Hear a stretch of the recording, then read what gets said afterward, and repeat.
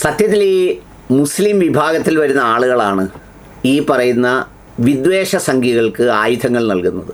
എന്താണെന്നറിയോ, ഓരോ കാര്യത്തിൽ ആവശ്യമില്ലാത്ത വികാരം കാണിക്കും തോറും ആ വികാരത്തെ വ്രണപ്പെടുത്തി വിദ്വേഷമാക്കി വളർത്തി അതിൻ്റെ ദുർഗന്ധം ആസ്വദിക്കാൻ ആഗ്രഹിക്കുന്ന ജനങ്ങളുടെ മനസ്സിലേക്ക് ആ ദുർഗന്ധത്തെ എത്തിച്ച് അതിൽ നിന്ന് ലാഭം കൊയ്യുകയാണ് യഥാർത്ഥത്തിൽ ചെയ്യുന്നത്. നേരെ മറിച്ച് മുസ്ലിം സമൂഹം വളരെ സ്ട്രാറ്റജിക്കലായി, ബൗദ്ധികമായി, ചിന്താപരമായി ഒരു നിലപാട് സ്വീകരിച്ചാൽ ഈ സംഗതികളൊക്കെ തീരുന്നതേ ഉള്ളൂ. അങ്ങനെ തീർന്നാൽ ജനങ്ങൾ അനുഭവിക്കുന്ന ഈ ഇന്ധനവിലയും ഈ വലിയ വലിയ ധനാഢ്യന്മാർക്ക് വേണ്ടിയുള്ള ഭരണവും പിന്നെ ഈ നീറ്റ് പരീക്ഷയെപ്പോലുള്ള പരീക്ഷകളിലും CBSE പരീക്ഷകളിലും കാണിക്കുന്ന സംഗതികളൊക്കെ നല്ലൊരു വിഭാഗം ആളുകൾ ചിന്തിക്കും. അതിനൊരു ഉദാഹരണമാണ് ഈ വലിയ പെരുന്നാളിന്, ബലിപെരുന്നാളിന് സ്വീകരിച്ച ഒരു നിലപാട്. അതായത് പശുവിനെ ഞങ്ങളാരും വാങ്ങുന്നില്ല എന്ന് മാത്രമല്ല, പശുവിനെ ദേശീയ മൃഗമായി പ്രഖ്യാപിക്കണം, എന്നിട്ട് ഗോവധം രാജ്യം മുഴുവൻ നിരോധിക്കണം. ഈ ആവശ്യവുമായി ഇറങ്ങി പ്രക്ഷോഭം നടത്തി എല്ലായിടവും എത്തിപ്പെടുമ്പോൾ അവസാനം ചെന്നത് എവിടെയാണെന്നറിയോ? പശുവിനെ ദേശീയ മൃഗമായി പ്രഖ്യാപിക്കില്ല, ഗോവധ നിരോധനം ഏർപ്പെടുത്താനും ആലോചനയില്ല. അർജുൻ റാം മേഘാവാൾ, അതായത് അർജുൻ റാം മേഘാവാൾ എന്ന് പറയുന്ന മന്ത്രി അസന്നിഗ്ധമായി പ്രഖ്യാപിച്ചു കഴിഞ്ഞിരിക്കുകയാണ്. അങ്ങനൊരു ചിന്ത അല്ലെങ്കിൽ അങ്ങനെ ഒരു ആലോചന ഞങ്ങളുടെ മനസ്സിലില്ല, അതിനെക്കുറിച്ച് ചിന്തിക്കുന്നതേ ഇല്ല. അത് ചിന്തിക്കണം, അങ്ങനെ ചെയ്യണം എന്ന് മുസ്ലിങ്ങളാണ് ആവശ്യപ്പെട്ടത്. അപ്പോൾ അങ്ങനെ ആവശ്യപ്പെട്ടപ്പോൾ അത് ചെയ്യാൻ യാതൊരു ഉദ്ദേശവുമില്ലെന്ന് അവസാനം എന്ത് ചെയ്യേണ്ടി വന്നു? മന്ത്രി തന്നെ സ്വയം പ്രഖ്യാപിക്കേണ്ടി വരുന്ന സ്ഥിതിയിലേക്കെത്തി. ആ സ്ഥിതിയിലേക്ക് എത്തിക്കാൻ വളരെ ബുദ്ധിപരമായി ഒരു തീരുമാനമെടുത്താൽ സാധിക്കുന്നതേ ഉള്ളൂ എന്നതാണ് ഈ സംഭവം സൂചിപ്പിക്കുന്നത്. കഴിഞ്ഞ ദിവസം പ്രസ് ട്രസ്റ്റ് ഓഫ് ഇന്ത്യക്ക് നൽകിയ മറുപടിയിലാണ് അങ്ങനെ ഒരു ക്യാബിനറ്റ് പ്രപ്പോസലോ ഡിസിഷനോ ഒന്നും മന്ത്രാലയത്തിൻ്റെ ഭാഗത്തുനിന്ന് എടുത്തിട്ടില്ല. കാരണം അങ്ങനെ എടുത്താൽ ഈ രാജ്യത്തെ പശു കർഷകരുണ്ടല്ലോ, മഹാഭൂരിപക്ഷം പേർക്കും ഇത് ഗോമാതാവൊന്നുമല്ല, അവർക്ക് ചാണകവും പാലും കിട്ടുന്ന ഒരു മൃഗം മാത്രമാണ്. അതവർ ലാഭത്തിനാണ് വളർത്തുന്നത്, ഉപജീവനമാർഗത്തിനാണ് വളർത്തുന്നത്. ഇതിനെ കണ്ടിട്ടോ അതിൻ്റെ കയറിൽ പോലും പിടിച്ചിട്ടില്ലാത്ത വെറും വിദ്വേഷ സംഖ്യകളാണ് ഒരു പണിയുമില്ലാതെ സാമൂഹ്യ വിരുദ്ധരായി ഇറങ്ങി ഇതിന് കലാപം ഉണ്ടാക്കുന്നത്. അങ്ങനെ മുസ്ലിങ്ങൾ വാങ്ങില്ലെന്നൊരു തീരുമാനമെടുത്താൽ അവർ വാങ്ങണമെന്ന് പറയുന്നൊരു നിയമം നിർമ്മിക്കാൻ ഇതേ വിദ്വേഷ സർക്കാരിന് നിലപാട് സ്വീകരിക്കേണ്ടി വരും. അതുകൊണ്ടാണ് മന്ത്രി ഈ ഒരു പ്രസ്താവന പറഞ്ഞത്. സത്യത്തിൽ ആ പ്രക്ഷോഭം തുടരണം. മുസ്ലിം MP-മാർ പാർലമെൻറ്റിലും അത് ആവശ്യപ്പെടണം. പശുവിനെ ദേശീയ മൃഗമായി പ്രഖ്യാപിക്കണം എന്നുള്ള നിലപാട് സ്വീകരിക്കണം. ഇതിൽ മാത്രമല്ല, ഒട്ടുമിക്ക കാര്യങ്ങളിലും ഇസ്ലാം മതത്തിലെ വിശ്വാസികൾക്ക് സ്വീകരിക്കാവുന്നതേ ഉള്ളൂ. ഒരു ഉദാഹരണം, ഏക സിവിൽ കോഡ്. അത് നടപ്പിലാക്കണമെന്ന് മുസ്ലിങ്ങളോട് ആവശ്യപ്പെടണം. എന്ത് കാര്യത്തിനാണ് എതിർക്കുന്നത്? അതിലൊന്ന് സ്വത്തവകാശമാണ്. സ്വത്തവകാശം മുസ്ലിങ്ങളായ ആളുകളെ അവരവരുടെ മക്കൾ പ്രവാചകചര്യ എന്താണ്, ശരീഅത്ത് നിയമം എന്താണെന്ന് പഠിപ്പിക്കണം. യൂറോപ്യൻ രാജ്യങ്ങളിലൊക്കെ അതാണ് നടക്കുന്നത്. എന്നിട്ട് മക്കൾ അതിനെ ബഹുമാനിക്കുന്നവരും അതിൽ സ്റ്റിക്ക് ഓൺ ചെയ്യുന്നവരും ആകണം. എൻ്റെ പിതാവ് മരിച്ചാൽ എൻ്റെ പ്രവാചകൻ പറഞ്ഞത് എങ്ങനെയാണോ അങ്ങനെ ചെയ്യുന്നതാണ് താല്പര്യം എന്ന താല്പര്യത്തിലേക്ക് മക്കളെ എത്തിക്കണം. അപ്പോൾ അവരെന്ത് ചെയ്യും? ചിലപ്പോൾ പലയിടങ്ങളിലും അങ്ങനെയുണ്ട്. ആങ്ങളമാർ പെങ്ങന്മാർക്ക് കൊടുത്തേക്കാൻ പറയും, എനിക്ക് വേണ്ടെന്ന് പറയും. അല്ലെങ്കിൽ കൂട്ടത്തിൽ ബുദ്ധിമുട്ടുള്ള പെങ്ങളുടെ മക്കളുണ്ടെങ്കിൽ അവർക്ക് കൊടുത്തേക്കാൻ പറയും. അവർ ഈ നിയമത്തിൻ്റെ പിന്നാലെ ഒന്നും പോത്തില്ല. ഞാനൊരു കാര്യം ചോദിക്കട്ടെ, ഈ മതത്തിൽ ജനിച്ച് ഈ മതത്തിൽ ജീവിച്ച് ഈ പള്ളിയിൽ പോയി ഈ ഖബറിൽ കിടക്കുന്ന നരകവും സ്വർഗവും ഉണ്ടെന്ന് വിശ്വസിക്കുന്ന ആളുകൾക്ക് പ്രവാചകൻ പറഞ്ഞതിനപ്പുറമുള്ള സ്വത്തെടുക്കുന്നത് നരകത്തിലെ അഗ്നിയാണ് എന്ന് കേട്ടും പഠിച്ചും മനസ്സിലാക്കുന്നില്ലെങ്കിൽ അതിനേക്കാൾ കൂടുതൽ മനസ്സിലാക്കണോ നരേന്ദ്രമോദിജി? അതിനേക്കാൾ കൂടുതൽ മനസ്സിലാക്കണോ അമിത്ഷാജി? അപ്പോൾ അതുകൊണ്ട് അവിടെയും നടപ്പിലാക്കട്ടെന്ന് വെക്കണം. അങ്ങോട്ടാക്കട്ടെന്ന്. എന്തോ സംഭവിക്കാനാ, അതുകൊണ്ട് ആകട്ടെ. അത് കഴിഞ്ഞ് അടുത്തതെന്താ?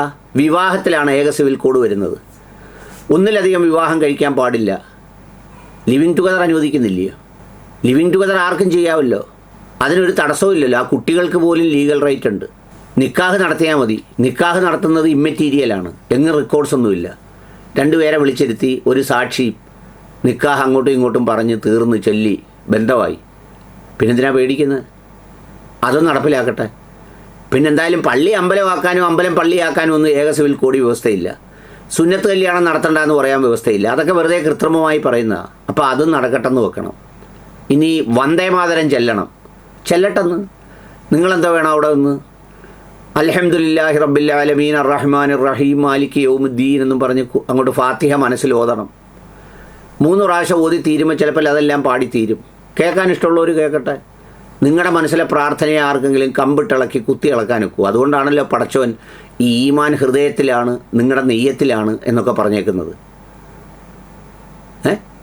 അങ്ങനെ ചെയ്യണമെന്ന്. അതുപോലെ നിലവിളക്ക് മനസ്സിൽ ഈ പറയുന്ന പോലെ നമ്മുടെ നെയ്യത്തിൽ വിശ്വാസമില്ല എന്ന് ഉറപ്പിച്ചുകൊണ്ട് അത് കത്തിച്ചാൽ ഒരു ദോഷവും ഇല്ല, ഒരു പ്രശ്നവുമില്ല. നമ്മുടെ പൊന്മള ഉസ്താദ് എന്ന് പറയുന്ന ഇതിലൊക്കെ വലിയ ഫത്വ ഇറക്കുന്ന ഒരു ഉസ്താദിൻ്റെ ഒരു വീഡിയോ ക്ലിപ്പുണ്ട്. അതൊന്ന് കേട്ടു നോക്ക്. അദ്ദേഹം അതിൽ പറയുന്നുണ്ട്. ഒന്ന് കേട്ടോ.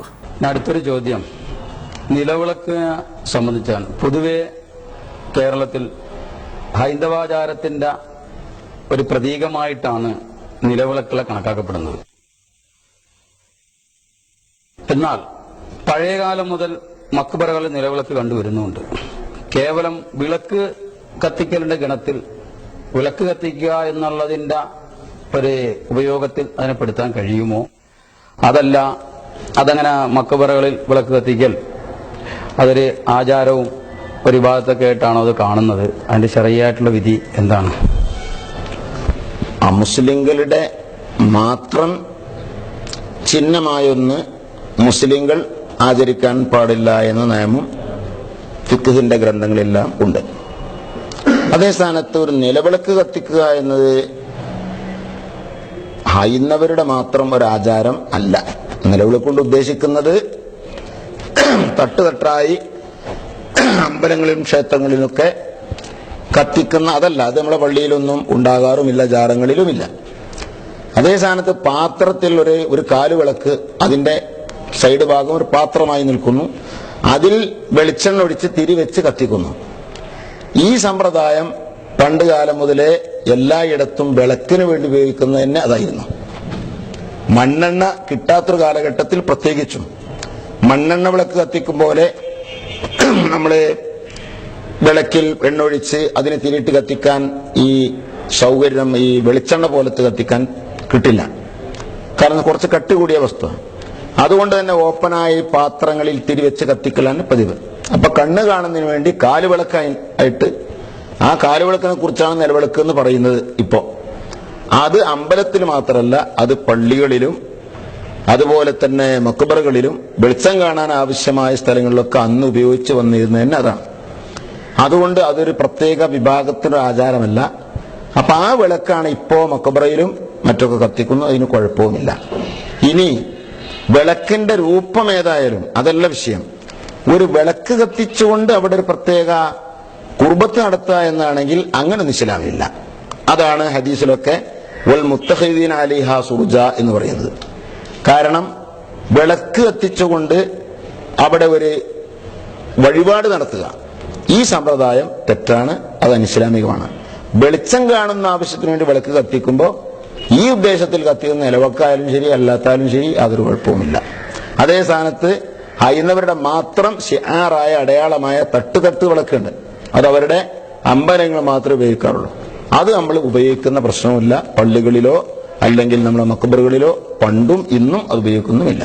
ഈ പറഞ്ഞ സംഗതിയും അത്രയ്ക്കത്രയേ ഉള്ളൂ. അല്ലാതെ ഇതിനപ്പുറത്ത് വലിയ സംഗതിയൊന്നുമില്ല. ഇത് ഈ വാശി പിടിച്ച് ഇതിനകത്ത് അങ്ങനല്ല ഇങ്ങനല്ലെന്ന് കാണിക്കും തോറും ആക്ഷേപിക്കപ്പെടുകയും ഇത് നടപ്പിലാക്കുന്നതിൽ സന്തോഷിക്കപ്പെടുകയും. നമ്മൾ ചില ആളുകളുണ്ടല്ലോ, ഇപ്പം നമ്മൾ ചില പിള്ളേരെ തന്നെ നമ്മൾ ഇക്കിളിടുമല്ലോ, ഇക്കിളിടുമ്പോൾ അവനിങ്ങനെ ആക്കിയാൽ അവിടെ തന്നെ ഇക്കിളിടാൻ ഭയങ്കര ശ്രമമായിരിക്കും നമ്മൾ നടത്തുന്നത്.